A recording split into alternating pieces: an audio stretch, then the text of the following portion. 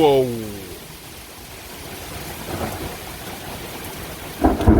I went just around the corner under the eaves because like the better lighting was there for a few minutes and then it kind of shifted over here. Because I shut the light off for you.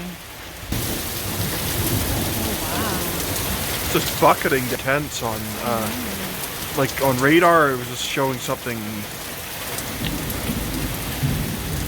Whoa!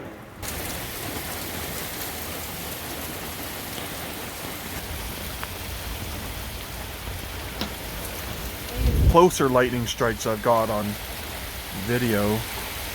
Did I ever tell you like how close, like we were camping in Ontario when I was a teenager on like shockwave passed through because like we and somehow they were okay, but yeah, you could feel the shockwave because it was right there.